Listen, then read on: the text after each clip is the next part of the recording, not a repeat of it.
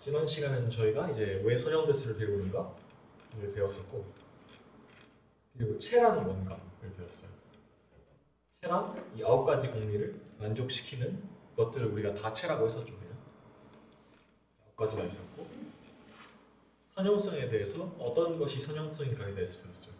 이 두 개가 만족되면 다 선형성을 만족한다라고 저희가 배웠었고, 예를 들어서 미분 연산자 dx분의 d는 선형 연산자라고 저희가 알 수가 있었죠. 그래서 선형 방정식이 뭔가에 대해서 배웠고, 그래서 이걸 통해서 연립 선형 방정식에 대해서 저희가 배웠어요. 그래서 연립 선형 방정식에 대해서 배웠고, 선형 결합에 대해서 배웠죠. 연립 방정식의 선형 결합에 대해서.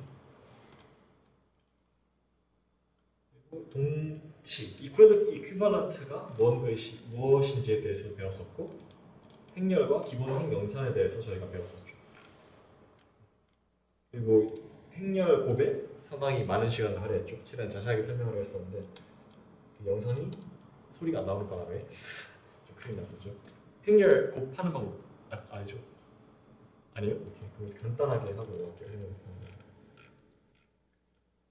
행렬 곱하는 방법을 다시 간단하게 소개하면은, 저번에 워낙 시간을 거기다 많이 써가지고 3 곱하기 3 행렬을 곱한다 치면은, 뭐 예를 들어서 숫자로 할게요. 1, 2, 3, 3, 2, 1, 3, 2 곱하기, 행렬 곱하려면 첫 번째 조건이 요거랑 요 열의 개수랑 요거의 행의 개수가 똑같아야 되는 거예요. 그래서 여기가 3개가 들어가야 돼요. 그래서 예를 들어서 3 곱하기 2 행렬을 적는다고 하면은 1, 2, 3, 3, 2, 1을 적어서 이 두 개를 곱한다고 하면 요거랑 요거를 먼저 곱해요. 요거랑 요거 곱하고 그럼 1이죠. 요거랑 요거 곱하면 4죠. 요거랑 요거 곱하면 9죠.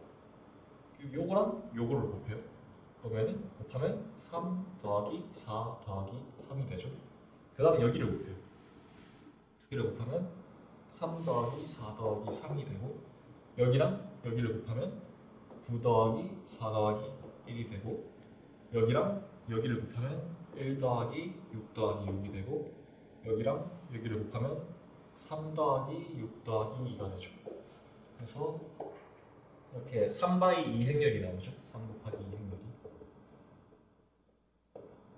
3 곱하기 3 행렬이랑 3 곱하기 2 행렬을 곱했더니 3 곱하기 2 행렬이 나오는 거죠. 계산은 할 수 있겠죠. 이해갔어요? 어떻게 하는지. 여기랑 여기를 곱한 거예요. 자세한 거는 공부하셔야 되고. 그래서 저번 시간에 사실 제일 중요했던 거는 이거예요. 이거 말고 체란 뭔가. 이게 9가지 공리가 되게 중요했어요. 조금 더 첨언하고 싶은 거는 저번 시간에 왜 굳이 이 책으로 선형대수를 배우는 게 좋냐면은, 이제 다른 책들은 계산만 나온다 했잖아요. 그래서 예를 들어서 양자역학 맨 앞줄에 1단원이 선형대수거든요. 그래서 새로 공부를 해야 돼요. 이게 뭔가 이렇게. 굉장히 많은 시간이 걸리는데, 이걸로 공부를 해놓으면은 굉장히 많은 부분들을 포함하고 있어가지고 그냥 이 내용이네 하고 쉽게 지나갈 수 있단 말이에요. 그래서 이 책으로 공부하는 게 상당히 시간 절약에 장기적으로는 도움이 많이 돼요. 라고 선배들이 얘기하더라고요. 저도 이거 배우는 중이어가지고. 쉬운 책은 아니에요. MIT에서 쓰는 거여가지고. 그래서 오늘 배울 내용은 첫 번째로 기본 행렬에 대한 거예요. 그 전에 오늘 숙제가 있었잖아요. 숙제 중에서 발표 가는 거 오늘 발표 뭐죠? 따라서 있어요. 과제 한거 리뷰는 과제 리뷰. 그렇죠. 그냥 문제 풀어주는 거예요.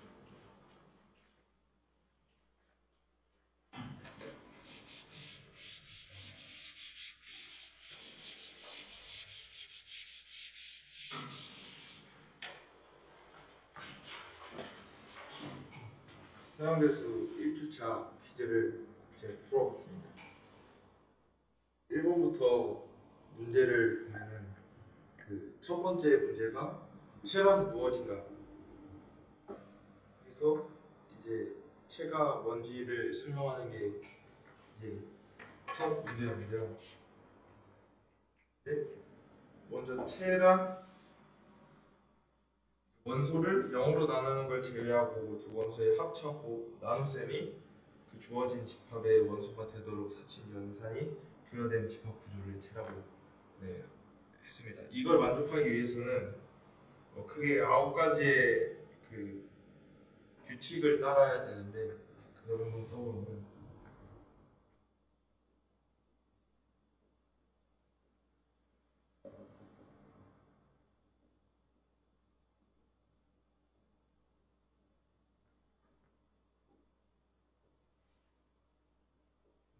덧셈 곱셈에 대한 교환 법칙이 성립을 해야 됩니다.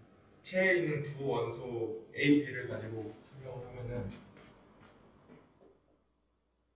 A 더하기 B랑 B 더하기 A의 결과가 동일해야 되고 A 곱하기 B가 B 곱하기 A랑 똑같아야 됩니다.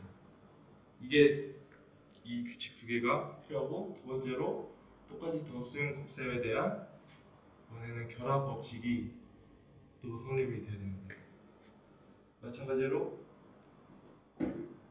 A와 B를 먼저 더하고 C를 더하는 결과나 B랑 C를 더하고 A랑 더하는 결과가 같아야 되고요. 곱셈에서도 마찬가지로 A랑 B랑 곱하고 C를 곱하는 거나 B랑 C랑 곱하고 A를 곱하는 거랑 같은 결과가 나와야 됩니다. 세 번째로 덧셈 곱셈에 대한 항등원이 존재를 해야 되는데요. 덧셈에서의 어떤 걸 더해서 자기 자신이 나오는 것은 0이라고 할 수 있습니다. 그래서 0 더하기 A가 여전히 A가 나와야 되고, 그럼 곱셈에서는 곱했을 때 자기 자신이 나오는 수는 1로 설명했기 때문에 1 곱하기 A는 여전히 A가 나와야 됩니다. 또 마찬가지로 이제 항등원을 했으면 이번에 덧셈 곱셈에 대한 역원도 존재를 해야 되는데요. 만약에 A랑 더해서 0이 되는 그 수는 마이너스 A로 체에 존재를 하고, 또 B랑 곱해서 1이 되는 B분의 1이라는 역원 또한 체 안에 존재를 해야 됩니다. 그리고 마지막으로 덧셈 곱셈에 대한 분배 법칙 또한 이제 성립이 돼야 되는데, B랑 C를 더하고 A를 곱한 거는 A랑 B랑 곱하고 A랑 C랑 곱한 거의 합과 같습니다. 이렇게 해서 이제 9가지의 이 사칙 연산을 만족하면은 체라고 볼 수 있습니다. 이게 1번 제가 이렇게 풀었고요. 두 번째 문제는 그 주어진 두 행렬이 행동치임을 보여라. 이게 두 번째 문제였습니다. 행동치가 되려면 한 행렬을 기본 행연산을 통해서 다른 행렬로 변환이 가능하면 그 두 행렬끼리는 행동치다라고 하는 게 행동치입니다. 그래서 이제 그 행동치를 증명하는 게 또 이번에 B 문제였습니다. 첫 번째로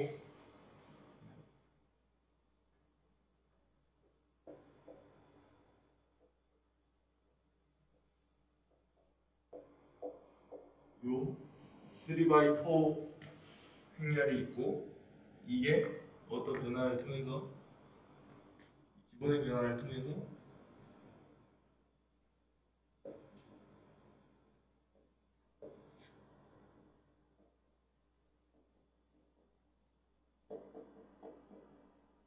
요거 같은 변환이 되면은 이 행동치임을 이제 증명할 수 있습니다. 자, 차례차례 해보면은 이제 여기서 1번 첫 번째 행과 두 번째 행의 자리를 바꿉니다.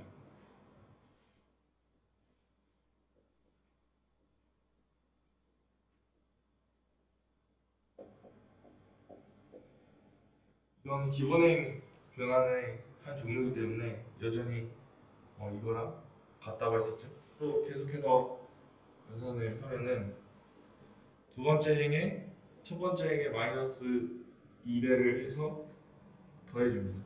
그 다음으로 이제 세 번째 행에 똑같이 마이너스 2배를 해서 1행에 그 다음에 더해줍니다. 그리고 연산을 시행한 결과는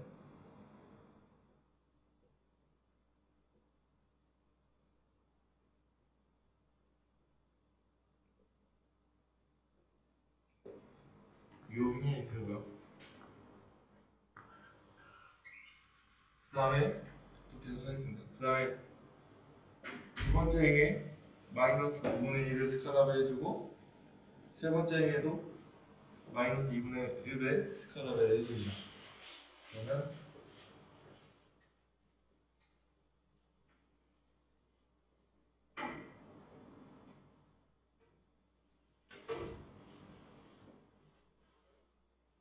이렇게 행렬이 변하게 되고요. 인데요.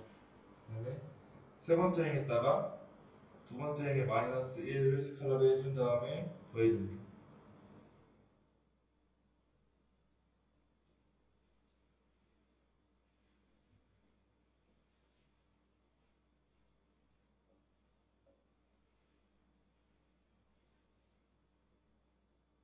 그 다음 연산으로 세 번째 행에 5분의 6 스칼라를 해줍니다.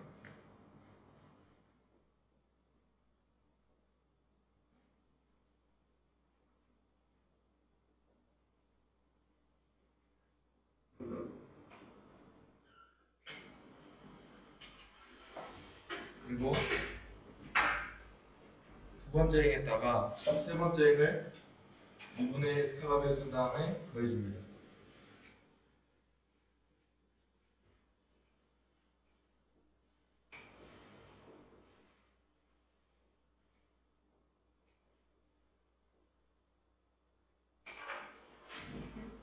그 다음에 마지막으로 첫 번째 행에다가 두 번째 행에다가 마이너스 4를 스칼라베 해줘서 더해주면은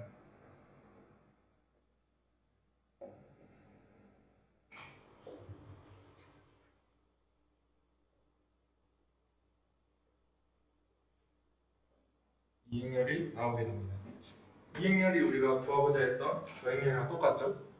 이 주어진 행렬을 저 행렬로 바꾸는 데 있어서 기본행 연산을만 사용해서 이렇게 바꿨기 때문에 이 두 행렬은 이제 행동치다라고 말할 수 있습니다. 이렇게 돼서 이번 문제까지 풀었고요.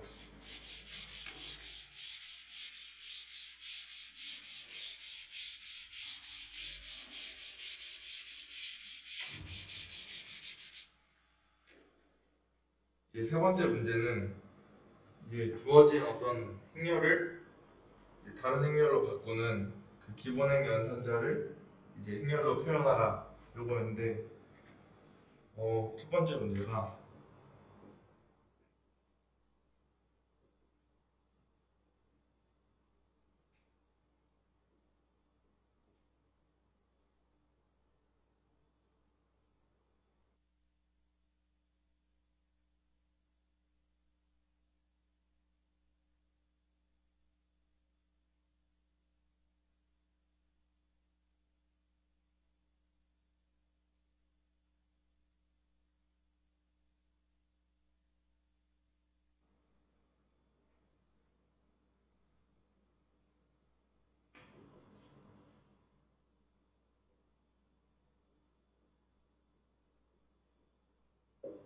이렇게 된다.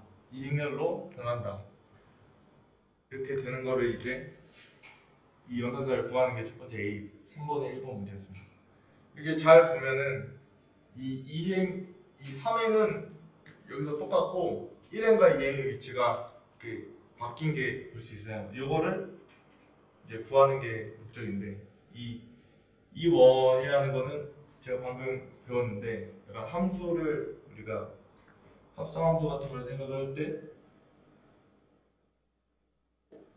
이 안에 거를 이제 이렇게 f에다가 이렇게 함수 연산하듯이 하는 걸 보면은 지금도 이 이원이라는 연산자 안에 이 행렬이 들어가 있는 걸 볼 수 있죠. 그래서 어떻게 보면 이 행렬 곱은 순서가 이제 중요하기 때문에 이 앞에다가 이 이원을 요거를 이렇게 두 행렬을 곱한다 이렇게 생각을 해서 풀면 될 것 같았습니다. 행렬 곱은 아까 전에도 했지만 요 앞에서 곱하는 애의 1행과 여기서 1열 그래서 앞에서 곱하는 이 행의 순서는 여기서 그 결과값의 그 행을 결정하고 뒤에서 곱하는 애의 열의 순서는 이 결과값의 이 열의 그 순서를 정합니다. 그러면은 만약에 여기서 1행하고 1열을 곱하면은 그 결과의 원소는 여기 맨 앞에 이 1행 1열의 저 A21의 결과가 나와야 되겠죠. 그러면은 어떤 수랑 어떤 수를 이렇게 각각 위치끼리 곱했을 때 A21만 나오려면은 요거만 살아야겠죠. A11과 A31이 죽어야 되니까 010을 쓰면 이렇게 곱했을 때 A1, A2만 나오게 되는 걸 볼 수 있습니다. 그럼 마찬가지로 이 1행과 이 2열을 곱했을 때 이 A 지금 요 1행 2열 위치 와야 되는데 그것도 확인을 해보면 여전히 잘 A22가 왔고 세 번째도 잘 그 A23가 왔습니다. 그러면은 이제 이 결과값에 요 밑에 2행을 어떻게 할 거냐?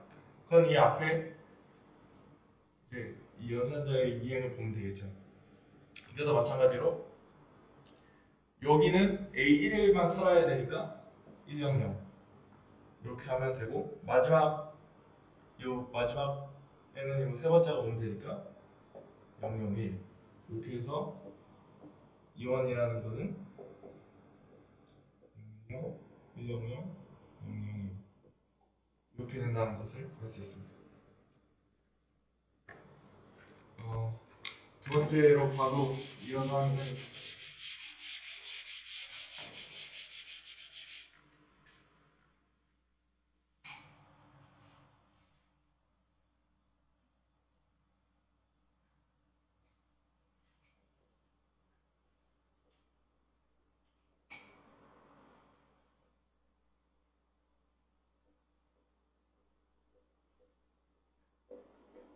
이 2라는 어떤 기본의 연산자에 넣었을 때 결과가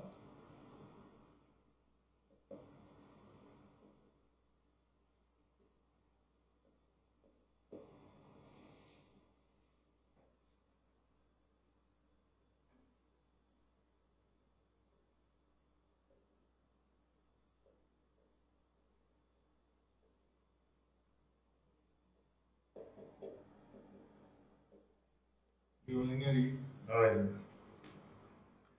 이거를 보면은 1행과 2행은 결과값이 동일한데 이 3행이 1행을 3행에 더한 이 결과가 나오는 걸 볼 수 있습니다. 이거를 이제 앞에도 마찬가지로 연산자를 구하려고 생각을 보면은 아까 전처럼 생각을 해보면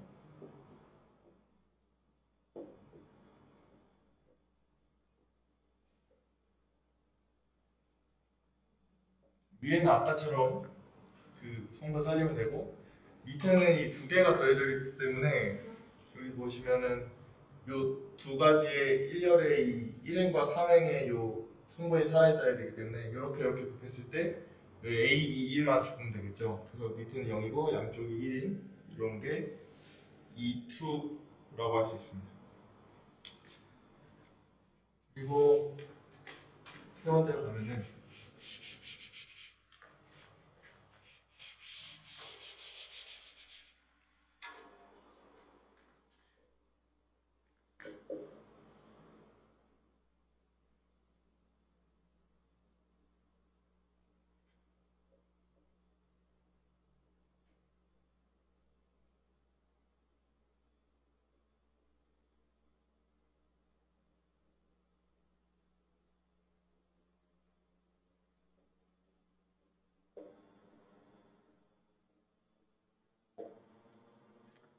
보면은 먼저 1행과 2열이 바뀌고 그 1행에 스칼랍의 C가 돼 있고 3행은 똑같은 걸 볼 수 있습니다. 요거를 이제 마찬가지로 써보게 되면은 아까 전에 했던 것처럼 이 두 번째 거만 살아있어야 되기 때문에 이 연산자의 1행은 010이 되겠고요.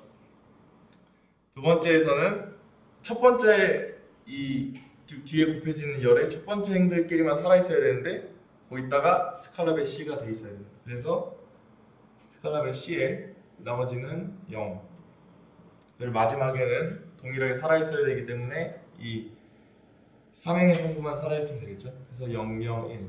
그래서 이 2, 3이라는 기본행 연산자 또한 이렇게 구할 수 있습니다. 이렇게 해서 과제를 풀었습니다.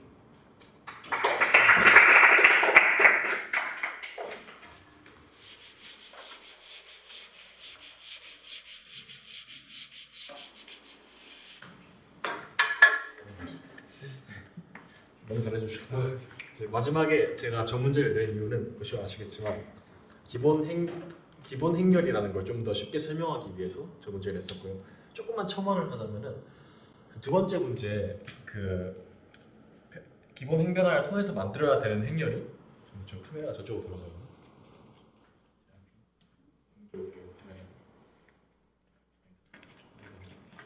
기본 행변화를 통해서 만들어야 되는 행렬이 꼴이 1, 0, 0 그리고 0, 1, 0, 0, 0, 1 꼴이었잖아요. 그래서 어떤 꼴이었냐면 뭐 13분의 5였나? 3이었나? 0, 1, 0 여기 뭐 있었고 0, 0, 1 뭐 이런 꼴이 있었잖아요.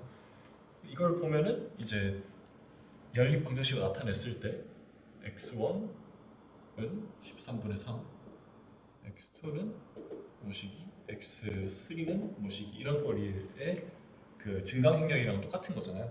그 연립방정식으로 나타낸다면 저렇게 나타낼 수 있잖아요, 저희가. 그래서 요거를 그대로 첫 번째 행렬에 대입을 해버리면은 성립을 하거든요. 기억나시나요? 이해가나요?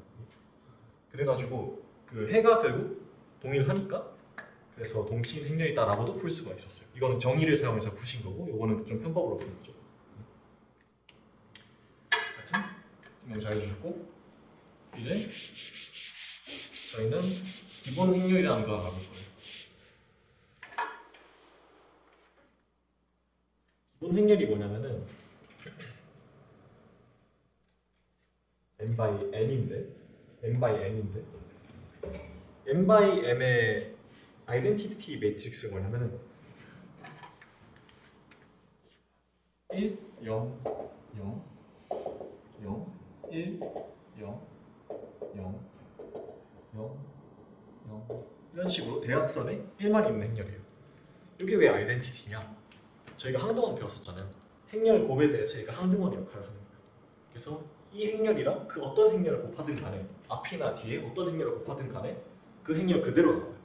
그래서 아이덴티티 매트릭스 하는 거고, 이게 I라고 적어요 저희가. 이게 한 번만 바꿔가지고 기본 행변화를 한 번만 해가지고 나오는 행렬들은 저희가 기본 행렬이라 부를 수가 있어요. 오케이? 뭐만 어느 부분이? 그러니까 M by N M by M인데 제가 잘못 적었어요. 예. 괜찮아요? 오케이. 그래서 이거를 바탕으로 저희가 인버터블 매트리스가 가역행렬이죠. 가역행렬에 대해서 알아볼 건데, 가역행렬 맞나요? 영어로? 한국어로? 여튼 n by n의 정사각형이라 했을 때 f 위에 있는 BA는 I 기본 행렬 아니라 단위 행렬. 뭐라 하지 이걸? I를 아이덴티티 매트릭스를 한국어로 뭐라 하지? 단위 행렬 맞죠? 단위 행렬 라고 할 때 B를 A의 레프트 인버스라고 해요. 왼쪽 역행렬이죠. 따지고 보면 왼쪽 역행렬이라고. 그리고 A, B는 I를 만족할 때 우리가 B를 A의 라이트 인버스, 오른쪽 역행렬이라요. 근데 저희가 배웠다시피 행렬은 교환법칙이 성립하지가 않잖아요. 그래서 이 두 개가 같다는 보장을 저희가 하지를 못해요. 레프트 인버스와 라이트 인버스를 그래서 같다고 저희가 증명하는 작업이 필요한 거고, 그래서 AB랑 BI가 I로 같으면은 이걸 저희가 two-sided inverse라고 하고, A는 가역이다, 인버티블이다 라고 해요. 저희가 그 곱해진 A가 가역. 그렇죠. A가 가역행입니다. 그리고 사실 이 레프트 라이트 인버스랑 라이트 인버스가 있다면은 둘은 동일해요. 사실 이걸 만약에 B 프라임이라 한다면은 B랑 B 프라임은 동일하다는 거죠. 같은 행동입니다. 그에 대한 증명을 해보면은 BA가 I였죠. 그리고 AC도 C를 라이트 인버스라 할게요. AC를 I라고 했을 때 그러면은 B는 B 곱하기 I죠. 그다음 단위 행렬을 곱하면은 결국은 B가 나오니까 I는 뭐라 했죠? AC랑 같다고 했죠. 그럼 I를 AC로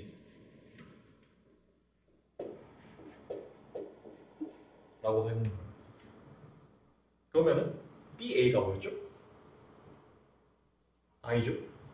그래서 B는 I, C. 그러면 행렬 곱은 결합법칙은 성립하니까 결합법칙에서 IC가 되는데 IC를 곱하면은 뭐가 나오죠? 그냥 C가 나오죠. 그래서 B랑 C랑은 같을 수밖에 없다. 이렇게 나오는 거예요.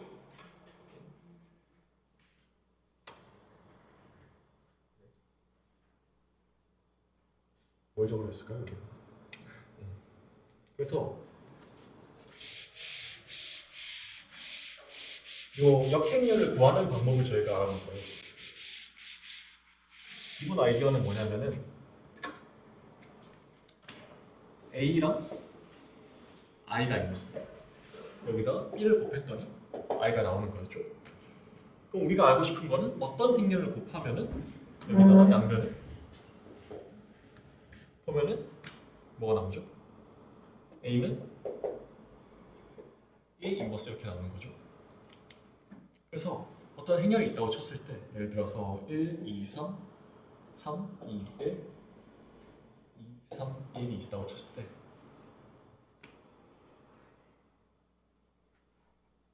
요거를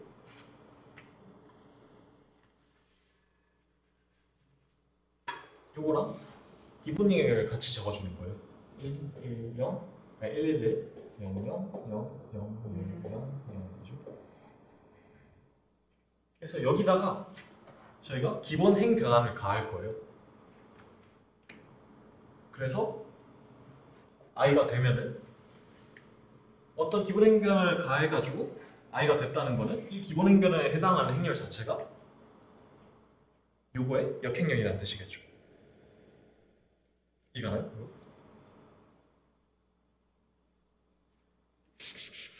요게 a라고 쳤을 때 여기다가 어떤 행렬 b를 곱해줬어요. 그랬더니 i가 된 거예요. 그러면은 b가 a의 역행렬이 되는 거죠.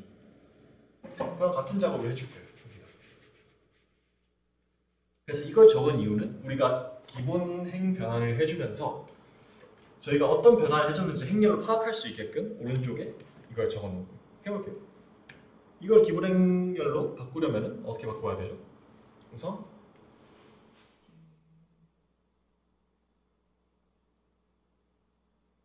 어떻게 할까요?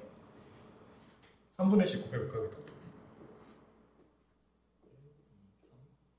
3분의 1 어디가? 아 그렇죠. 1 3분의 2 3분의 1이 되는 거고 여기는 1 2분의 3 2분의 1을 할게요. 그럼 오른쪽에 있는 건 뭐가 될까요? 똑같이 해주면은 1, 0, 0 여기는 0, 3분의 1, 0 그리고 0 이거 잘못 썼네요. 0, 0, 2분의 1 이렇게 되는 거죠. 그 다음에 빼줘야겠네요. 이거랑 이걸 빼주면은 1, 2, 3에다가 3분의 4 있나요? 마이너스 3분의 4 마이너스 3분의 4 여기서 여기를 빼주면은 마이너스 요거 두 개를 빼주면 이거는 0 마이너스 2분의 1인가요? 2분의 1 그리고 2분의 마이너스 2분의 5 똑같은 짓을 여기다 해줄 거예요. 그러면 여기서 요거를 뺐으니까 여기서 이걸 빼면은 1, 0, 0 마이너스 1 3분의 1 0 맞죠? 여기서 요거를 빼주면은 마이너스 1 0 2분의 1 이라죠.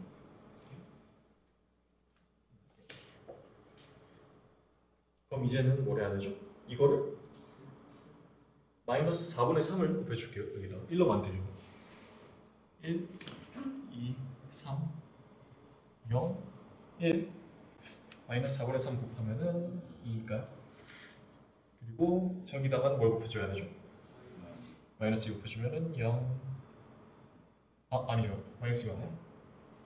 마이너스 5분의 2죠. 그러면은 2분의 마이너스 그냥 5분의 1인가요? 5분의 1, 1이 나오죠.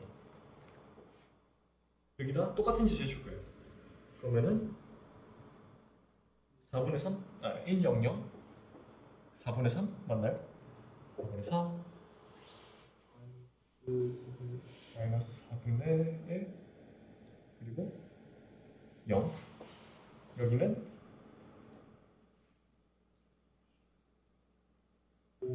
5분의 2 0 마이너스 5 분의 1 마이너스 5분의 1 5분의 1 헷갈려요. 이게 제일 힘들어요 사실. 그리고 이걸 00을 만들어야 되니까 빼줄 거예요. 이걸 1에다가 이거 두 배 한 걸 빼줘야 되죠. 0 그리고 마이너스 1 0, 1, 2 그대로 나오고 이걸 없애주려면은 5분의 1 한 걸 빼줘야 되죠. 그럼 0, 0 5분의 1 하면 5분의 3인가요? 그러면 5분의 3 이렇게 나오는 거예요. 여기는 R1 빼기 2 R2를 한 거예요. 첫 번째. 여기는 R3 빼기 5분의 1 R2를 한 거고 뭐가 나오죠 그러면?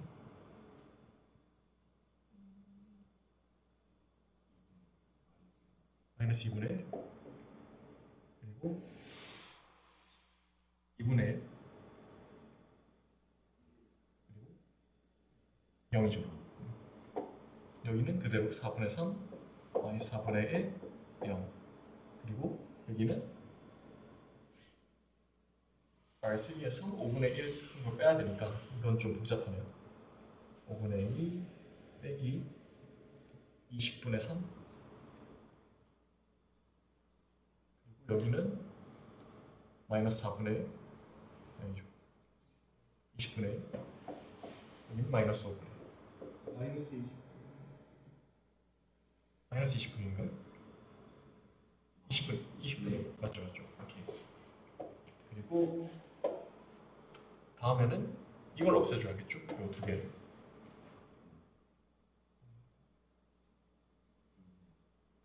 R1 빼기 플러스 3분의 5 R3를 해주고 여기는 R2 빼기 3분의 10 R3를 해줘야겠죠. 시작할게요. 그러면 1, 0, 0 나오고 0, 1, 0 나오고 0, 0, 1 나오겠죠. 이쪽은 이걸 해주는 거예요. 여기다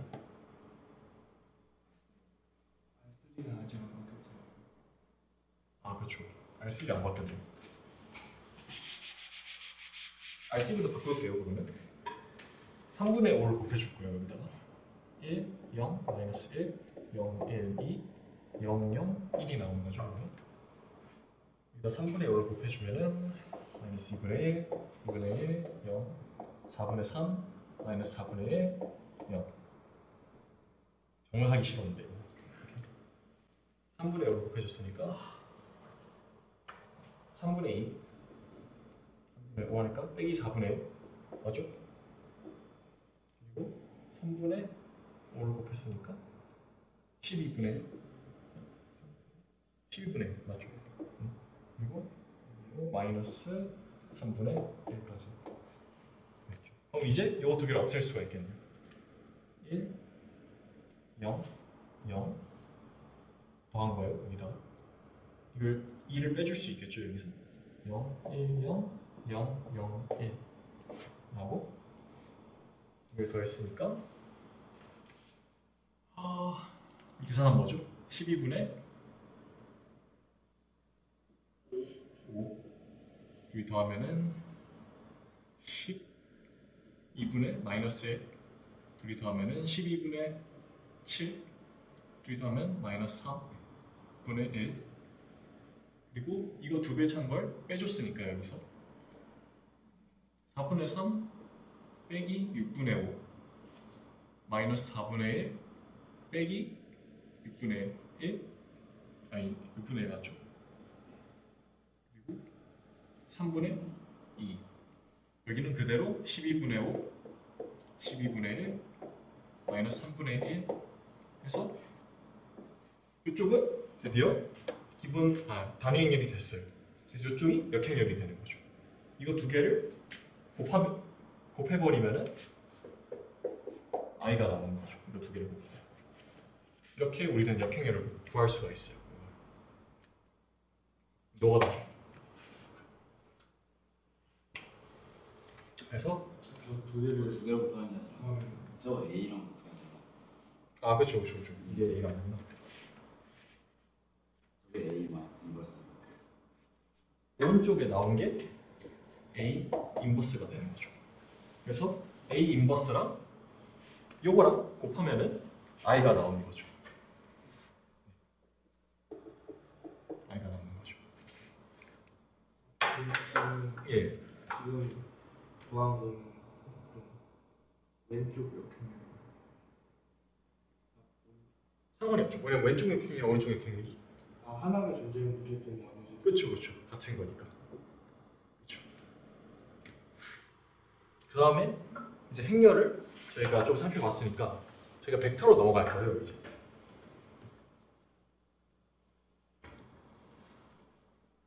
넘어갈 건데. 그래서 저희가 처음에 스칼라들이 뛰노는 공간을 저희가 필드라 불렀었잖아요.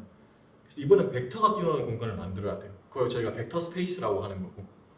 그래서 스칼라에서 규칙들을 저희가 최대한 뽑아가지고 만든 게 벡터 스페이스인 거예요. 그래서 벡터 스페이스에는 네 가지로 이루어져 있어요. 첫 번째, 필드에 스칼라들을 일단 다 가져와요. 벡터 스페이스 안에. 그리고 벡터라는 우리가 뭔지는 모르겠지만 벡터라고 이름을 붙인 애들을 다 가져올 거예요. 벡터 스페이스 안에다가. 그리고 벡터 합이라는 연산자를 저희가 가져올 거예요. 벡터 합은 뭐냐면은 벡터 알파랑 베타를 뽑아서 알파 더하기 베타라는 벡터랑 연결지어주는 연산자예요. 그리고 스칼라 곱이라는 연산자를 저희가 가져올 거예요. 그래서 필드 안에 있는 각 스칼라 C랑 그리고 벡터 집합 안에 있는 하나의 벡터를 임의의 하나의 벡터를 연결지어주는 그런 연산자예요. 그 두 개 다시 말할게요. 스칼라 하나랑 벡터 하나를 다른 벡터 하나 연결지어주는 연산자예요. 좀 더 자세히 살펴보자면 벡터 합의 규칙들은 그대로 따라와요. 거기서 필드에서 첫 번째 더하기 벡터 덧셈은 교환 법칙이 성립한다. 두 번째 벡터 덧셈은 결합 법칙이 성립한다. 세 번째 0벡터라는 게 유일하게 하나 존재한다. 어떤 게 0벡터냐면은 어떤 벡터랑 0을 더했을 때 어떤 벡터가 그대로 나온다. 그 0벡터라고 저희가 정했고, 그리고 벡터 덧셈에 대한 여건이 항상 존재한다. 벡터 필드 안에. 그리고 스칼라 곱에 대한 규칙을 저희가 정해요. 스칼라 곱에 대한 규칙은 1을 곱했을 때 스칼라 곱에 대한 항등원이 1이 된다는 소리죠. 저거는.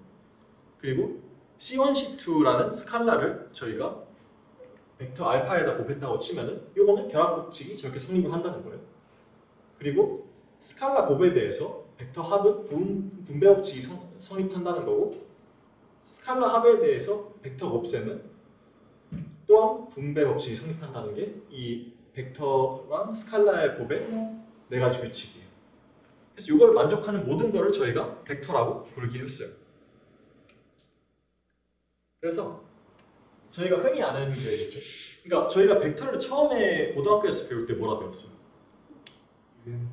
그렇죠. 크기랑 방향을 가지는 애들을 다 벡터라고 불렀었잖아요. 사실 아니었던 거예요. 저것만 만족하면 제가 다 벡터라 부를 수 있는데, 근데 그렇게 얘기를 해버리면은 아무도 듣질 않으니까 일단 그렇게 만든 거죠. 그래서 네 가지 예시가 있는데, 튜플이라는 거는 순서쌍이에요. 그래서 필드 안에 있는 원소에 n개의 순서쌍을 정하면은 그러면 그건 벡터가 되는 거죠. 예를 들어서 1, 2, 3, 4, 점점점 뭐 한 10 이렇게 간 다음에 요거는 뭐죠? 실수죠. 뭐 복소수라고 볼 수도 있고, 실수나 복소수는 필드에 속하죠. 그래가지고 이것도 순서쌍이니까 벡터라고 볼 수 있는 거죠. 근데 도대체 함수가 어떻게 벡터가 되냐? 이거에 대해서 이해하시는 분도 있을 텐데, 여기 있잖아요. 이걸 어떻게 보면은 A, B, C, D, E, F, G, H, I, J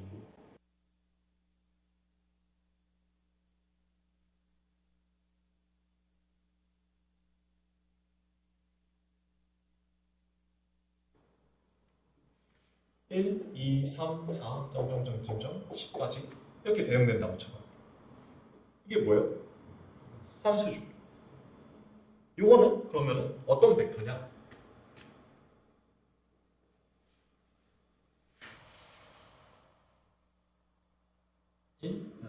A, B, C, 점점점 J 공간에서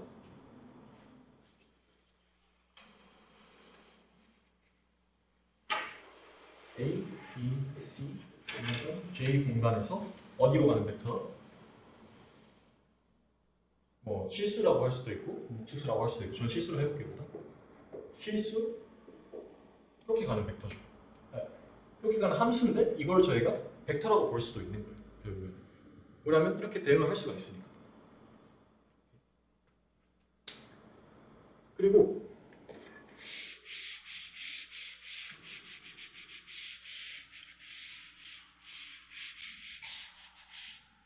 이런 것도 제가 벡터라고 할 수 있죠. fx는 x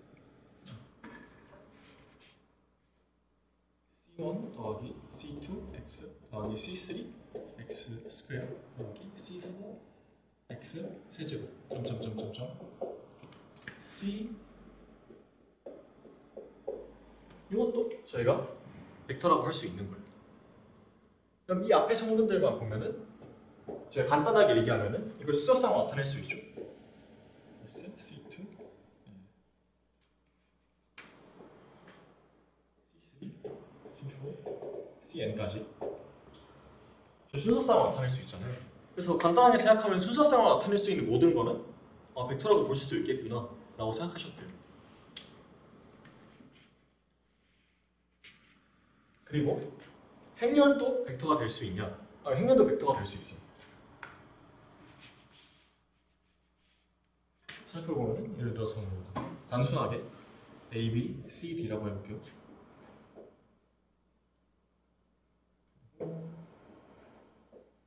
A 프라임, B 프라임, C 프라임, D 프라임. 여기에 대해서 이 조건들만 만족을 하면 되는 거잖아요. 살펴볼까요? 요거랑 요거 더했을 때 교합 없이 성립하나요? 성립하죠. 뭐 당연히 이건 스칼라 덧셈인데 모든 항들에 대해서 다 성립을 하니까 당연히 행렬 합도 교합 없이 성립하겠죠. 뭐 결합 법칙도 성립하고 그리고 0 요거를 더하면 그대로 나오죠. 이 행렬들이. 그러니까 0벡터가 존재한다 라고 볼 수 있는 거고 어떤 걸 더해야지 요거에다 더했더니 요게 나오죠. 마이너스 A, 마이너스 B, 마이너스 C, 마이너스 D 요거 더하면은 요게 나오죠. 그럼 요건도 존재하는구나. 덧셈에 대해서 알 수 있죠. 그리고 뭐를 곱했더니 여기가 1을 곱해봐. 스칼라 1을 곱하면 뭐가 나오죠? A, B, C, D 그대로 나오죠. 성립하고 여기다 뭐 2를 곱해요. 1을 곱하고 이렇게 한 거나 이렇게 하고 한 거나 다를 게 없죠. 2번도 성립하고 그 다음에 3번 2 곱하기 요거 더하기 요거 하면 뭐가 나오죠? A 더하기 A 프라임 그리고 B 더하기 B 프라임 C 더하기 C 프라임 D 더하기 D 프라임 요거 곱하기 2를 한 거니까 3번도 성립을 하는구나. 4번 1 더하기 2 곱하기 A, B, C, D 하면은 3 곱하기 A, B, C랑 똑같죠? 4번도 성립하는구나. 그러면은 행렬은 우리가 뭐라고 볼 수 있다? 벡터라고 볼 수 있는 거예요. 그래서 꼭 순서상 저희가 알고 있는 A, B, C 그런 것만 벡터라고 저희가 생각할 필요가 없는 거예요, 사실. 저걸 만족하는 모든 건 다 벡터가 될 수 있어요.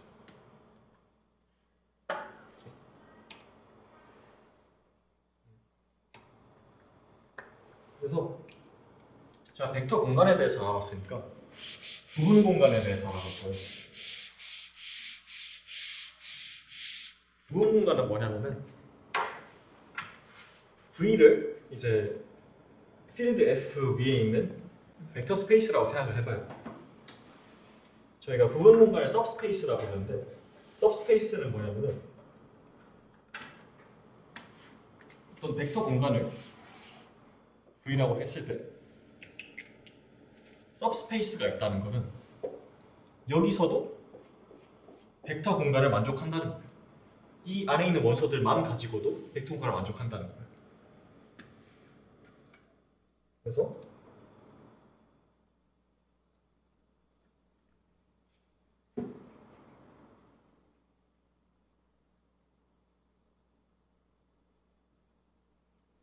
여기 있는 원소 알파, 베타가 있다고 생각을 해봐요. 여기다가 C 알파 스칼라고 더하기 베타를 했더니 다시 여기 안에 있는 원소가 나와요. 무조건 여기 안에 있는 원소가 나오면은 그거를 우리가 서브스페이스라고 볼 수 있는 거다. 그리고 반대로 서브스페이스 안에 있으면은 이것도 항상 성립을 해야 된다. 필요충분 조건이죠. 그래서 스칼라 곱과 벡터 합에 대해서 닫혀 있는 거를 우리가 서브스페이스라고 불러요. 만약에 C알파 더하기 베타를 했더니 여기 안에 있는 원소가 아니라 여기 있는 원소가 나왔어요. 그럼 요거는 서브스페이스라고 부르면 안 되는 거죠.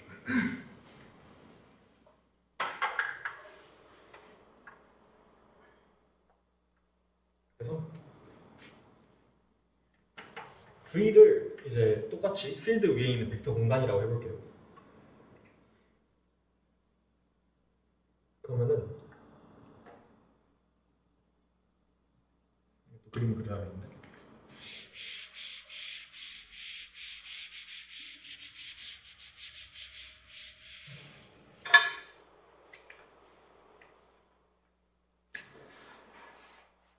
V를 벡터 공간이라 했을 때 이런 서브스페이스가 있을 거고 뭐 이런 서브스페이스가 있겠죠.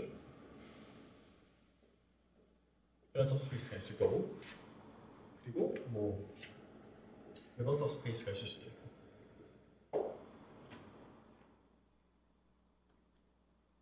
그래서 요거들의 교집합이 다시 सब스페이스가 된다는 거예요. V에 대해서. 이어서 그 어떤 सब스페이스를 잡더라도 그것들의 교집합은 항상 새로운 सब스페이스가 될 수 있는 거예요. 되는 거예요, 항상. 왜 그런지는 아직 모르겠죠. 일단 그렇다는 건 이해 갔나요? 이해 안 가는 부분 여기까지. 여기서 표정이 좀 안 좋은데 다들? 어느 부분이 좀 그랬어요? 예. 어디서부터 약간 쎄했어요?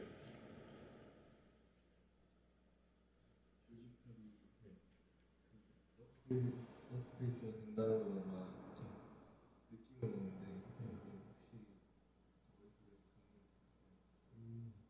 자, 요거를 뭐 새로운 S4라고 해볼게요. 여기 안에 있는 그 어떤 원소를 잡아서 스칼라 곱셈이랑 그리고 벡터 덧셈을 해도 다시 여기 안에 있는 원소들이 된다는 거예요. 어느 부분이죠?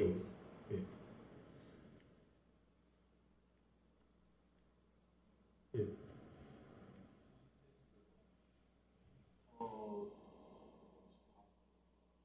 그렇죠. 왜냐하면 이게 벡터 공간이었잖아요.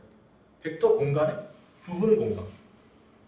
여기 잡았더니 여기 안에 있는 애들도 스칼라 곱셈이랑 그리고 벡터 덧셈에 대해서 닫혀 있다.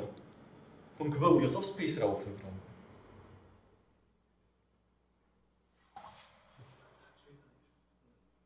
그러니까 여기서 알파랑 베타를 뽑아가지고 스칼라 곱셈을 하거나 벡터 덧셈을 했을 때 다시 요게 뭐죠?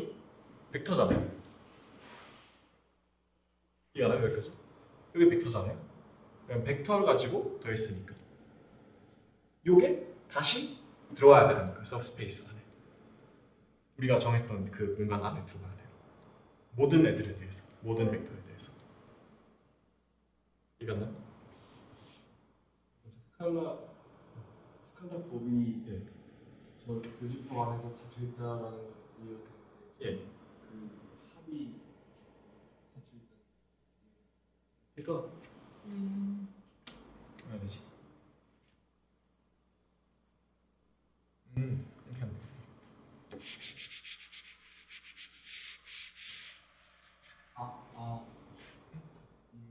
그래도 다시 설명해볼게요 한번. 혹시 좀 의아할 수도 있으니까. 이거를 좀 더 구체화해가지고 이 벡터 스페이스를 복소수 공간 그 C2라고 해볼게요. 그러면 예를 들어서 이런 게 있을 수 있겠죠. I, 뭐 I 이런 게 있을 수도 있고 A 플러스 2I, 뭐 1 마이너스 2I 이런 게 있을 수도 있잖아요. 근데 이 안에 공간에 R2가 있죠. 이거 R2라 해볼게요. 그러면은 실수 2차원 실수 공간에 벡터에다가 아무리 더하고 아무리 스칼라를 곱해도 뭐가 나와요? 2차원 실수 공간 안에 다시 들어오죠. 그러면은 R 스퀘어는 C 스퀘어의 부분 공간이라고 저희가 할 수 있는 거예요. 이런 느낌인 거예요. 네. 그렇죠. 뭐의 सब스페이스를 얘기하는 거예요, 그러면? 네.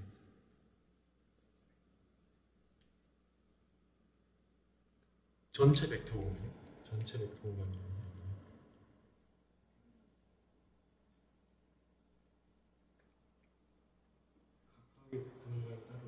그렇죠. 그 벡터 공간을 정의를 할 때 저희가 어떤 걸 벡터 공간으로 잡을 거다라는 걸 미리 정의를 해줘야 되기 때문에. 여기서 C2 안에 R가 있는 거. C2의 벡터 공간을 잡았을 때, 그러니까 좀 더 큰 벡터 공간이 있으면은 그러면 그거의 सब스페이스라고 볼 수 있는 거예요. 예를 들어서 뭐 아까 3 곱하기 2 행렬 말씀하셨죠. 3 곱하기 2 행렬 요거에 뭐 다 복소수가 들어간다고 쳐볼게요. 그럼 요거가 만드는 벡터 공간 안에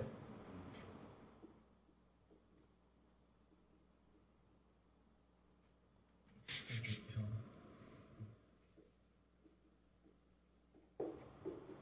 이런 것도 있겠죠. 근데 이런 것들이 여기 안에 있는데 이런 것들끼리 스칼라 곱셈을 하거나 벡터 덧셈을 해도 다시 이런 거 안에 들어오죠.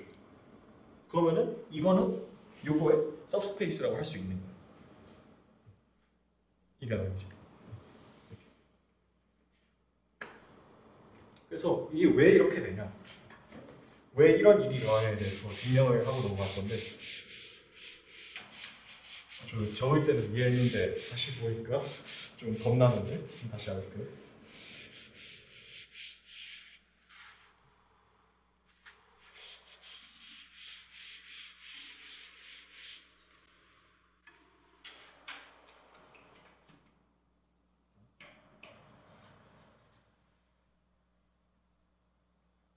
W 알파를 저희가 뭐라 할 거냐면 그 모든 우리가 설정한 부분 공간들 있잖아요. 아까 전에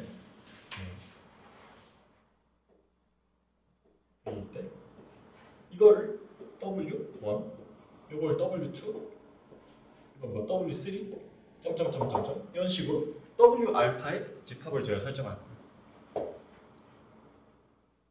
이런 것들이 이제 V 안에 있는 이런 부분 공간들에 다 모아놓은 걸 이거라고 본 거예요, 우리가. 그리고 모든 W 알파는 부분 공간이라 했죠, 저희가. 그러면은 0벡터가 안에 있겠죠. 그러면은 마이너스 1 곱하기 알파는 0이잖아요. 이게 스칼라 곱셈이고 이게 벡터 덧셈이니까 그 결과는 다시 부분 공간 안에 들어가야 되죠. 왜? 그래서 0벡터가 안에 있어요, 일단. 그럼 0벡터가 안에 있고 그럼 뭐 텅 비어있지도 않겠네요. 공집합도 아니겠네요, 그러면. 그럼 저희가 이 교집합 부분을 이 W 알파들의 교집합을 W라고 할 거예요, 저희가. 오케이? W라고 할 건데 여기 안에 벡터 알파 베타가 있다고 쳐볼게요.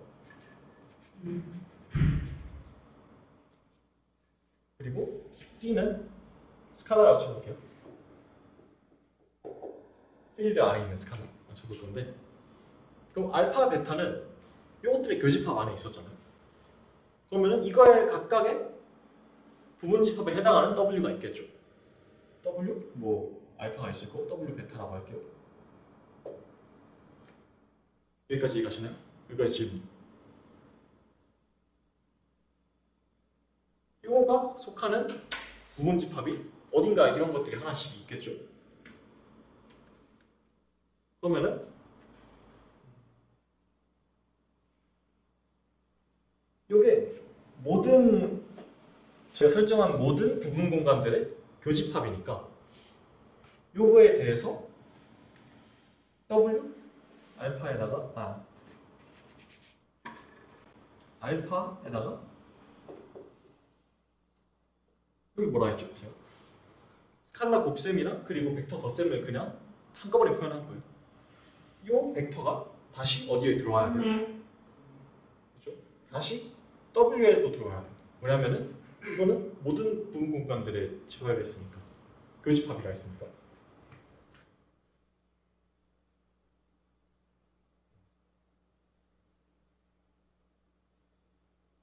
증명 끝난 건데 잘 이해 안 가시죠, 아직? 괜찮아요? 예. 예시 어떻게 설명해야 될지 잘 모르겠어가지고.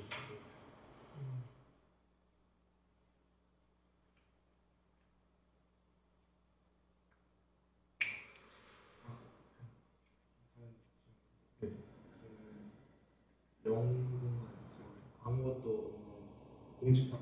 공집합은 모든 벡터 공간에 부분 공간.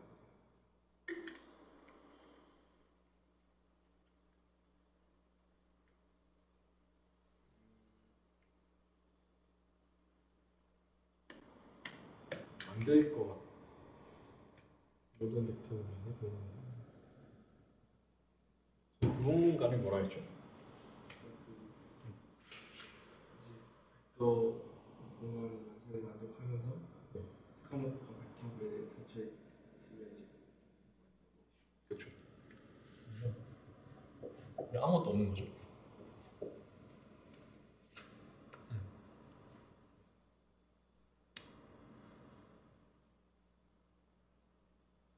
근데 저희가 벡터 공간을 정의할 때 그 4개로 이루어져 있다 했잖아요. 첫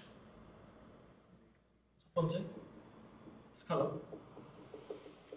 두 번째 벡터, 3번 벡터 덧셈, 네 번째 스칼라 옵셈. 근데 여기는 이 두 개가 없는 것 같아요. 스칼라도 없고 벡터도 없잖아요. 그래가지고 애초에 부분 공간을 논의하기 전에 벡터 공간에 포함이 안 될 것 같아요. 그렇죠. 왜냐면은 스칼라도 없고 벡터도 없어요. 이걸 4개를 만족을 들어가 있어야 되는데 여기 안에. 근데 스칼라가 없죠. 무조건 있어야 돼요. 그렇죠. 있어야 되는 거예요. 연상 아니죠. 요것들을 가지고 있는 애들을 저희가 벡터 공간이라고 하는 거예요. 스칼라랑 벡터가 있고 이 두 연산자를 만족하는 공간을 저희가 벡터 공간이라고 하는 거예요. 연산자에 대한 규칙들을 만족하는 공간.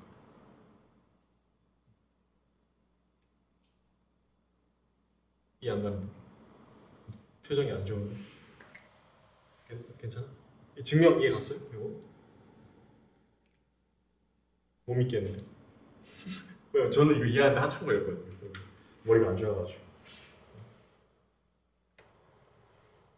다시 한번 간단하게 설명해 주면은 요거를 각각의 부분 공간이라 쳤을 때 이것들의 교집합을 W로 한 거예요.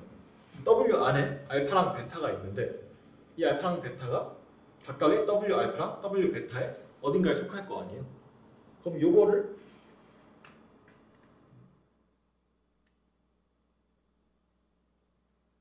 요거에 대해서 이제 스칼라 곱셈이랑 그리고 벡터 덧셈을 했을 때 요게 다시 여기 안에 들어와야 된다는 거예요. 왜냐면 요게 교집합이었으니까 이것도 들어와야죠.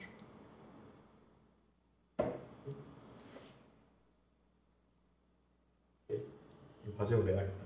표정이 좀 이상한데.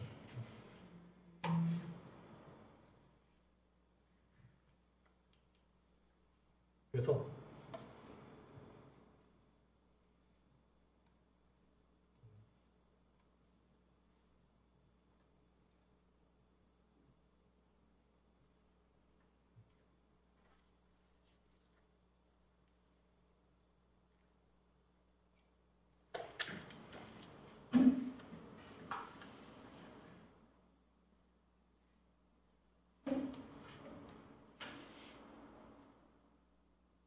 잠시만요.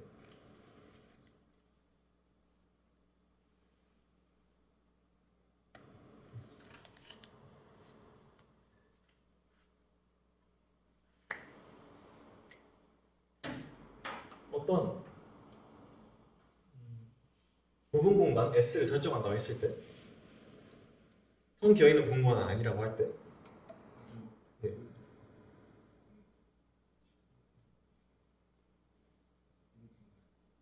그죠. 벡터 스페이스에 있는 원소들 중에서 일부를 뽑아가지고 부분 집합을 저희가 만들었어요. 그 부분 집합을 가지고 서브스페이스를 만들 때 그거는 이 부분 집합 안에 있는 원소들의 선형 결합으로 이루어진다는 거예요. 스팬을 저희가 설명 안 했죠. 스팬에 대해서 여기 설명하고 있는 거 같아요. 이거 빼먹었네.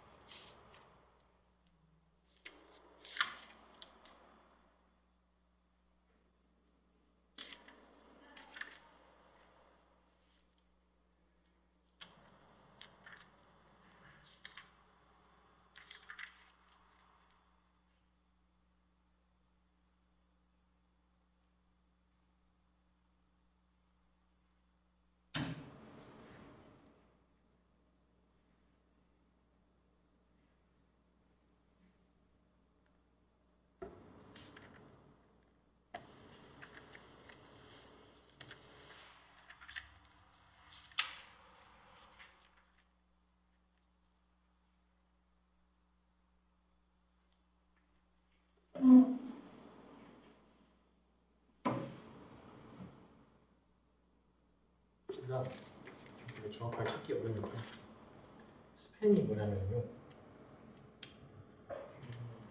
그렇죠. 근데 그걸 설명하기가 되게 어려워요. 생성이라는 거.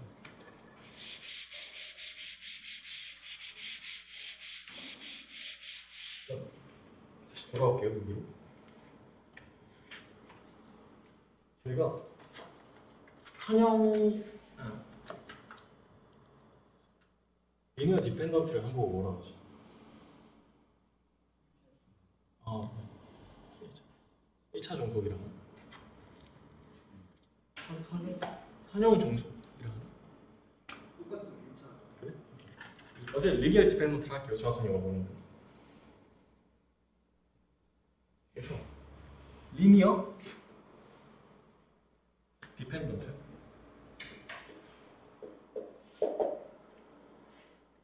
벡터 알파 1, 알파 2, 알파 n이 있을 때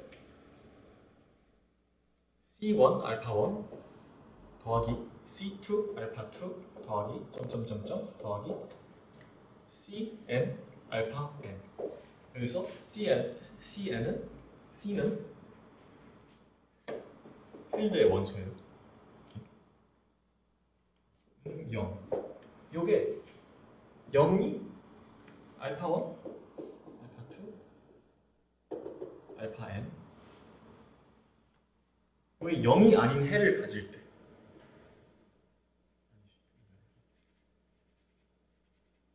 C1, C2, Cn까지 0이 아닌 해를 가질 때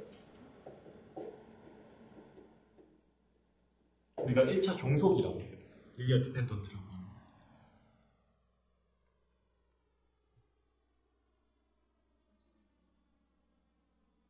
종속이면 디펜던트. 인디펜던트는 독립. 그래서 왜 이게 종속이라 부르냐면은 요게 해가 요거 말고도 가질 수 있다는 뜻이잖아요. 000 말고도. 그러면은 요거 하나를 이항시켜 버리면은 C1 알파 1 더하기 C2 알파 2 더하기 점점점점 더하기 Cn-1 알파 n-1은 마이너스 Cn 알파 n 이잖아요. 여기서 Cn을 나눠버리면은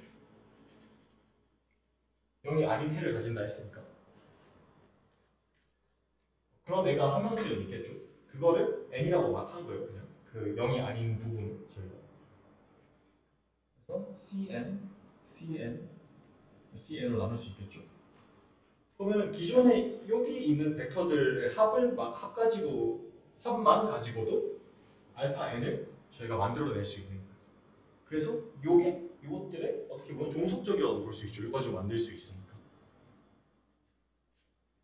그래서 저희가 알파 n을 이런 관계를 선형 종속 관계, 리니어 디펜던트 관계라고 부르고, 그럼 리니어 인디펜던트는 뭐냐? 선형 독립은 뭐냐 이게? 그냥 리니어 디펜던트가 아니면은 선형 독립이라고 저희가 부르는 거예요. 이게 책에 따라서는 어떤 건 리니어 인디펜던트부터 정의를 하고 어떤 거는 리니어 디펜던트부터 정의를 하는데 상관이 없어요. 그냥 먼저 오고 나중에 오고 상관이 없는 개념이라가지고. 그래서 리니어 인디펜던트는 이런 해만 존재한다. 그게 리니어 인디펜던트겠죠.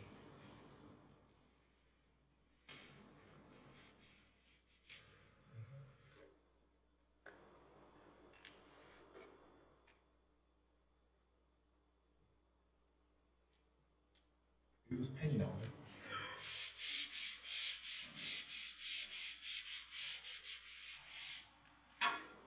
그래서 저희가 기저라는 거에 대해서 배울 건데, 기저의 조건은 두 가지가 있어요. 어떤 벡터 공간을 이루는 기저라고 했을 때, 첫 번째로 그 벡터 공간을 생성을 해야 돼요. 스팬이라 하는 건데, 일단 좀 이따 설명해 줄게요. 스팬에 대해서. 첫 번째로 독립이어야 되고, 1차 독립이어야 되고, 두 번째로 그 공간을 스팬을 해야 돼요. 스팬이 뭐냐?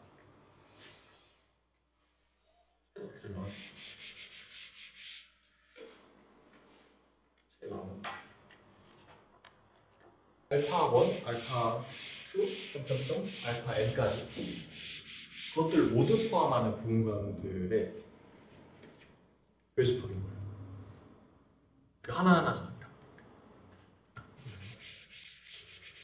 예를 들어서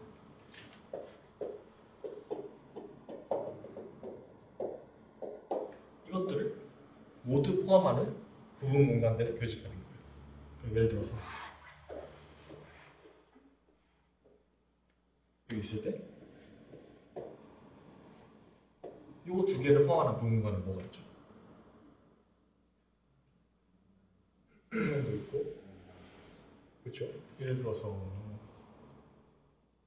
뭐 이렇게 공간 전체를 잡을 수도 있고, 그리고 뭐 심지어는 뭐 이런 걸 잡을 수도 있겠죠. R4를 잡을 수도 있겠죠. 그런데 그것들의 교집합은 어디에? 평면 이거 하나밖에 없는 거죠. 이 평면 하나밖에, XY 평면 하나밖에. 그래서 그 부분 집합의 교집합이 스팬이 되는 거예요. 일반적으로 설명하자면은 예를 들어서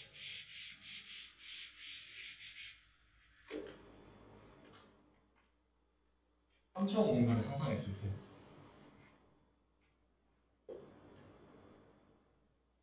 이 벡터랑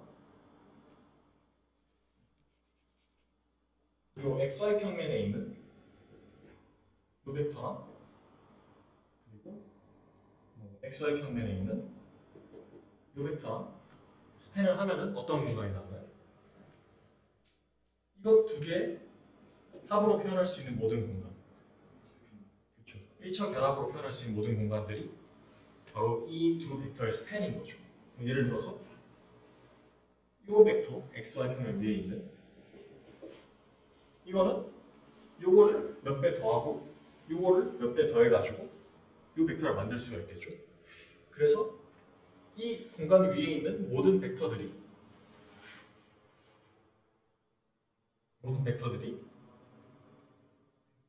이 두 개의 합으로 표현될 수 있으니까, 선형 결합으로 표현될 수 있으니까 이 XY 평면 자체를 우리가 이 두 개의 스팬이라고 볼 수도 있는 거죠.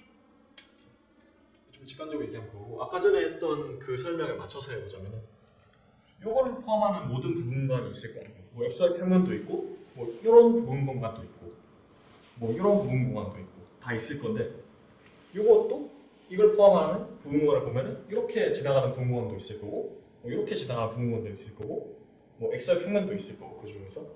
근데 그 두 개의 교집합에는 뭐밖에 없어요? XY 평면 하나밖에 없죠. 그래서 우리가 그 XY 평면을 이 두 개의 스팬이라고 할 수 있는 거예요. 이거는 여기까지.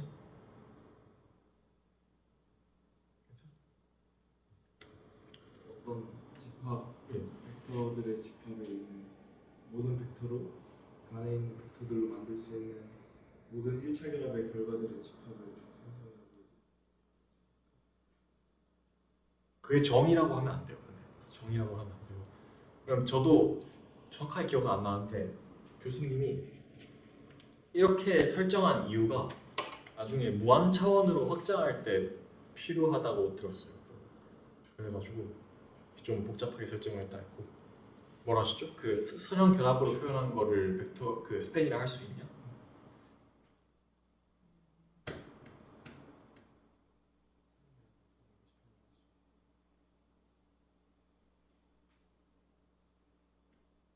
제가 아는 한에서는 그렇다고 표현해도 될 것 같아요.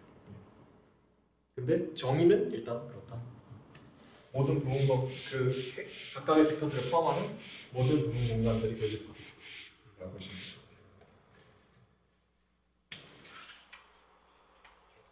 그래서 기저란 뭐냐? 기저는 어떤 공간의 기저라고 하면은 첫 번째로 일단 선형 독립이어야 돼요. 어떤 하나가 다른 하나의 선형 결합으로 표현돼서는 안 돼요. 다른 것들의 선형 결합으로. 그리고 두 번째로는 그 공간을 스팬해야 돼요. 그 두 개를 만족하면은 우리가 그 벡터들을 공간 V의 기저라고 불러요. 네? 두 가지 조건이에요. 그래서 일단 기저들이 최소 개수가 있을까요? 기저. 예를 들어서 3차원 공간을 스팬하는 기저의 최소 개수 몇 개죠? 3개죠. 왜 4개일 수도 있잖아요. 4개는 안 돼요? 되게 그거에 대한 증명을 여기서 하려고 하는 거예요. 왜 이게 최소인 게 있냐? 어렵죠? 저도 어려워요. 제가 최근에 배우고 있는 거죠. 그래서 어떤 m개의 벡터 베타 1, 베타 2, 점점점 베타 m까지가 공간을 어떤 공간을 스팬을 한대요. 그러면은 그 공간의 기저의 개수는 m개가 최대이다라는 걸 보이고 싶은 거예요. 여기서 m개보다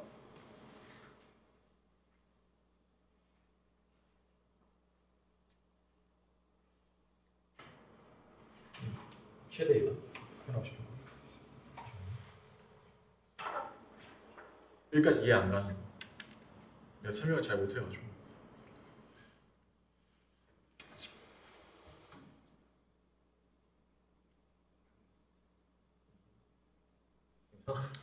이 좋을 리가 없는데.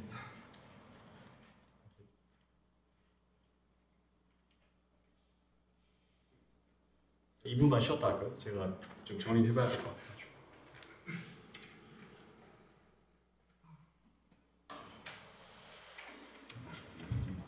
여기까지.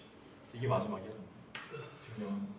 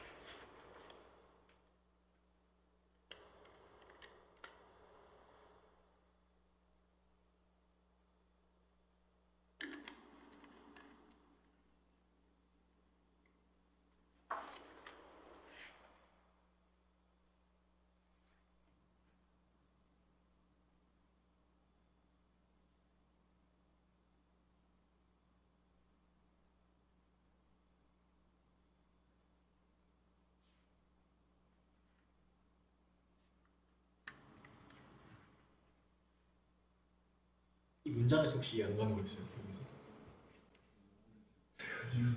그러니까 베타 1이랑 베타 2랑 베타 m까지의 저 벡터들을 스팬하면 뭐가 나와요?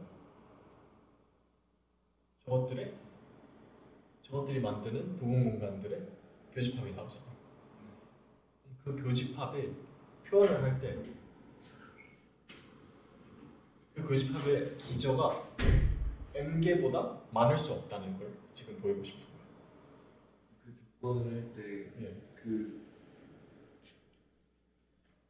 벡터가 가진 유만하다라는 걸 가져가.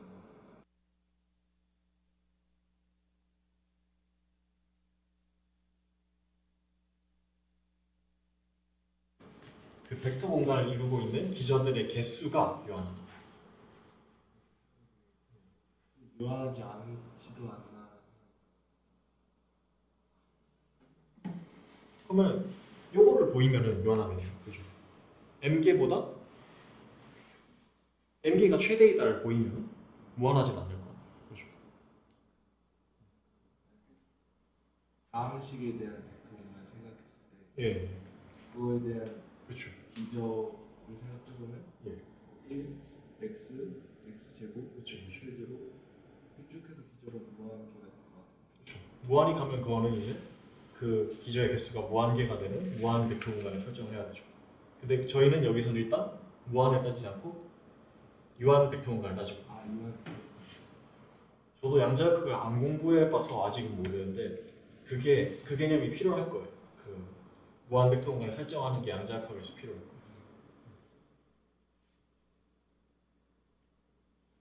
왜냐면은 어떤 함수를 테일러 전개 배웠죠. 테일러 전개가 뭐냐면은 어떤 예를 들어서 사인 함수가 있잖아요. 그거를 다항함수로 나타내는 거예요. 어느 한 부분에서. 예를 들어서 sin x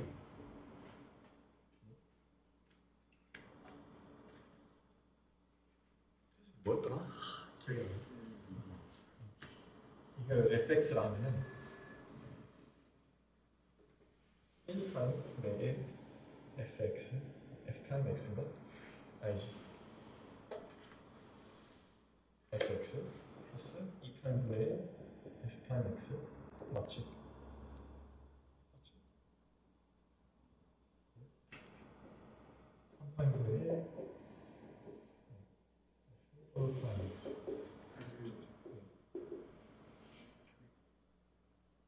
1파이분의 1은 fx는 상수가 들어간 다음에 x, x제곱, x 이렇게 저는 뭐라고? 요 사인x 말고 야 맞을 텐데 그냥 fx라고 좀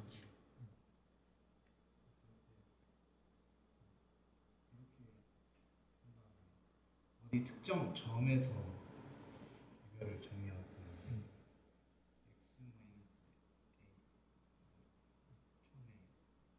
아, 그치. 그 다음에 이렇게 해서 A를 왜냐면은 여기 뭐냐면은 이게 단순하게 설명하면 사인을 한번 표현하면은 이거잖아요. 근데 이게 다항함수가 아니잖아요. 이 점에서 우리가 이걸 다항함수로 보고 싶은 거예요. 그래서 뭐 첫 번째 미분을 하면은 이런 식으로 되겠죠. 여기를 하지 마요. 너무 단순하니까. 실제로는 이거 가까이서 봤을 때 이런 느낌인데 이거 한 번 미분하면은 이거 되잖아요. 기울기. 그리고 여기다가 항을 2분의 8이죠. 2분의 8 맞죠? 1, 8, 그래? F 2분의 8 이거는 뭐예요? 여기에 y좌표를 표현한 거죠. 여기다가 이건 뭘 표현한 거죠? 여기서의 기울기를 표현한 거죠. 그러면은 이런 느낌의 함수가 되겠죠?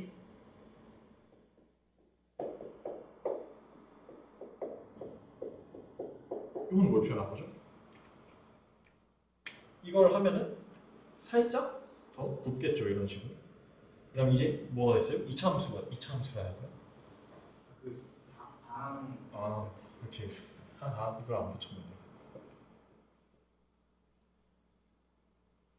맞지? 이거 아닌 것 같은데. 처음부터 x 아, 이건가? 요거 이거 이게 0팩이야, 0팩. 이렇게 하면은 이건 2차 함수가 되죠, 이제. 2차 함수 되면 살짝 더 굽겠죠, 이렇게. 그리고 3팩분의 1 하면은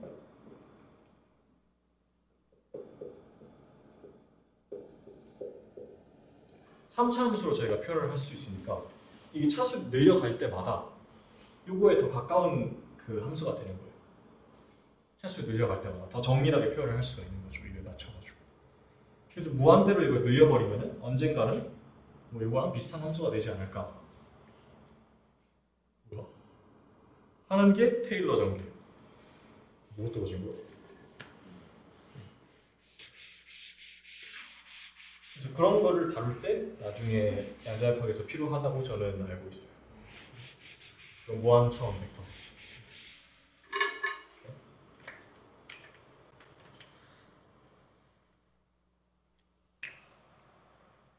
그래서 이걸 그냥 단순하게 이 베이시스 이 슬라이드를 표현하면은 3차원 공간에 기저가 4개가 될 수 없다는 걸 보이고 싶은 거예요. 4개, 5개, 6개가 될 수 없다는 걸 보이고 싶은 거예요.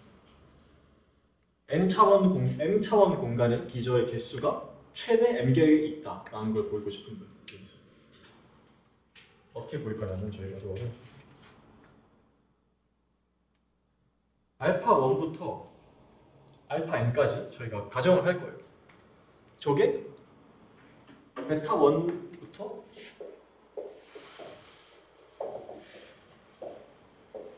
요게 스팬하는 공간의 기저가 저것도 될 수 있다고 해볼게요. 그러니까 결론을 부정하고 시작하는 거죠. m개보다 더 많은 기저의 개수로 이 공간을 표현을 할 수 있다고 저희가 가정을 한 거예요. 이해가 나요, 여기까지? 가정을 하면 그러면은 저 알파 1부터 알파 n까지 저 집합이 선형 종속인다는 걸 우리가 보여주면은 그럼 저거는 기저가 아닌 거잖아요. 그럼 저건 틀린 이야기가 되는 거죠. 그래서 요게 최대 개수라는 걸 저희가 보일 수 있는 거죠. 그래서 그런 방식으로 제가 접근을 하려고 해요. 지금. 그래서 베타 1부터 베타 n까지 요게 벡터 공간 V를 스팬하죠. 그리고 요게 V 안에 포함된다고 했어요. 저희가 V 안에 포함되죠. 그러면은 요 벡터들이 이 공간 V 안에 포함되니까 요 가지고 저희가 선형 결합부 표현할 수 있겠죠. 베타 가지고 저희가 선형 결합부 표현할 수가 있어요. 왜냐면은 이것들을 스팬했더니 V가 나왔으니까. 그래서 알파 1을 이렇게 표현할 수 있고 알파 2도 이렇게 표현할 수 있고 점점점 해서 알파 n까지 이걸 표현할 수가 있어요. 이런 방식으로. 그러면은 요거가 무슨 방정식이었죠? 선형 독립인가 종속인가를 판별할 때 쓰이는 그 방정식이었죠. 그래서 요거를 생각을 해볼 건데 요거를 다 더해버린 거예요. 이렇게 C를 곱해가지고 C1 곱해서 더하고 C2 곱해서 더하고 CN까지 다 곱해서 더해버리는 거예요. 그럼 이게 어떻게 나타내지냐면 이런 식으로 나타내줘요. 이게 표기가 좀 복잡하게 보일 수 있는데 무슨 뜻이냐면 그냥 C1 알파 1 이게 뭐죠? 불러볼래요? C1 A 11 베타 1 A 12 베타 C1이구나. 점점점 뒤에는 안 적을게요. 그리고 C2 알파 2 C2 A 12 베타 뭐죠? 베타 1 더하기 C2 A 12 베타 2 점점점점점 이렇게 가는 거죠. 그래서 A 알파 n까지 가면은 CN 알파 n 이게 뭐가 되는 거죠?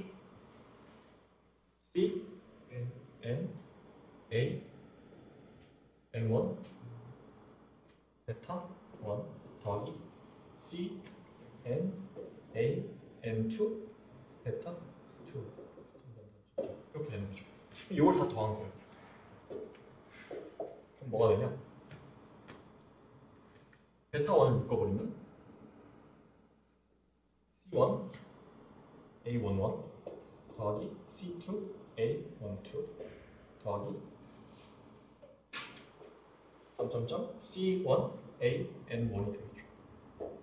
이런 식으로. 그래서 저거를 이 방정식을 이렇게 쓴 거예요. 그냥 이걸 다 더해가지고 이거나 여기까지. 요게 요 안에 들어있는 저거랑 똑같은 거죠. 여기가 베타 2 잡혔죠? 베타 n까지. 이거 다 더한 게 저기 안에 들어가는 거예요. 좌변에 들어가는 거예요.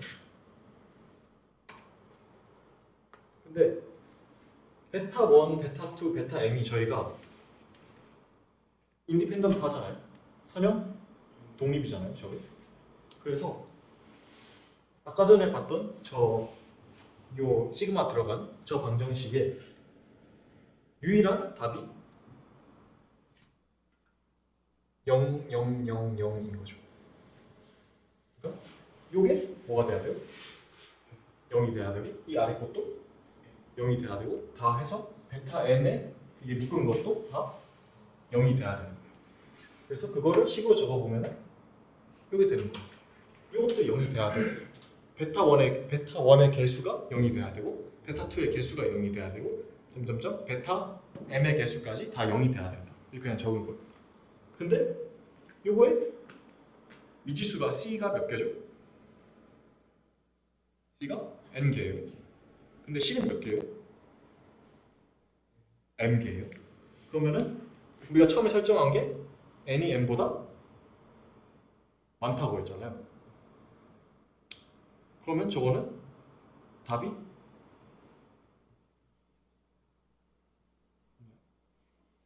잘 됐나?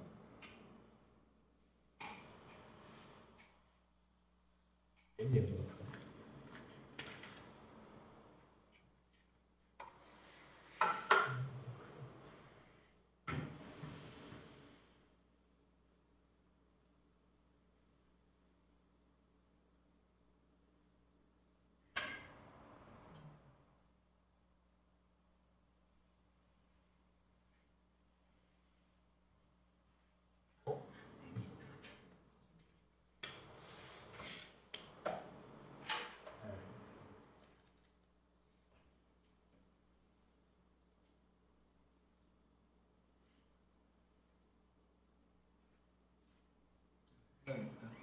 해가 있다는 거 아니에요?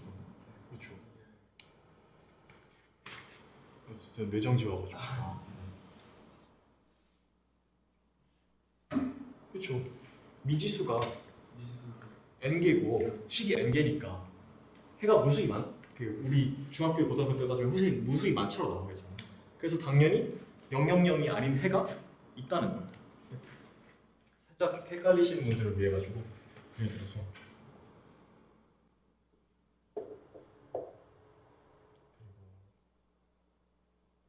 요거 해가 몇 개요? 무수히 많잖아요. 만약에 여기다가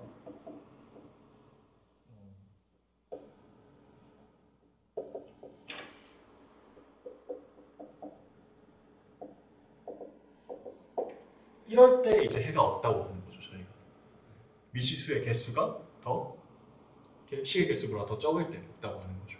저거는 미지수의 개수가 어때요? 더 많잖아요. 그럼 해가 무조건 있겠죠. 그래서 C1에서 CN까지 0이 아닌 해가 존재를 하니까 알파1 점점점 알파 n은 저것들의 베타 1부터 베타 n까지 선형 결합으로 표현될 수 있구나를 저희가 안 거예요. 그러면은 그렇죠. 종속이 돼버리니까 여기 수량 종속이 돼버리니까 여기로 규정된 거죠. 그래서 결국에 최대 개수는 m개가 최대이다. 어떤 공간을 스팬하는 m개가 최대이다. 그래서 이 최대라는 걸 알았으니까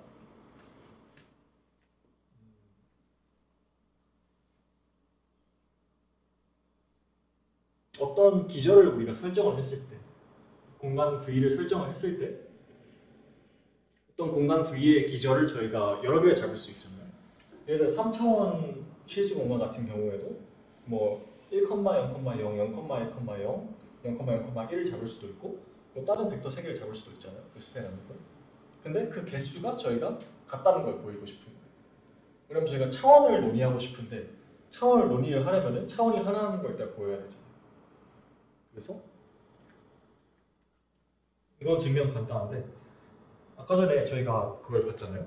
그 알파 1부터 알파 n까지 그리고 베타 1부터 베타 n까지 저거를 그냥 기저로 만들었어요. 두 가지 기저를 만들었는데 그 아까 전에 증명에 의해서 이것도 성립이 돼야 되고 이것도 성립이 돼야 되죠. 그럼 이 두 개가 성립되면 하나밖에 없죠. m이랑 n이 같아야 되는 거 하나밖에 없죠. 이해가나요? 여기까지? 그래서 기저의 개수는 항상 동일하다라는 결과가 나오는 거죠. 그래서 그 기저의 개수를 저희가 차원이라고 부른다. 디멘션이라고 부른다. 하나의 스토리가 끝나는 거예요. 그래서 이렇게 여기까지. 질문. 이거 절대로 쉽지는 않은 내용인데 왜? 괜찮아요? 아, 괜찮죠. 저도 안 괜찮았어요. 수업 듣고. 일주일 동안 이해하는 걸 가지고 바로 이해하기는 좀 무리가 있을 수도 있어요. 질문 있으면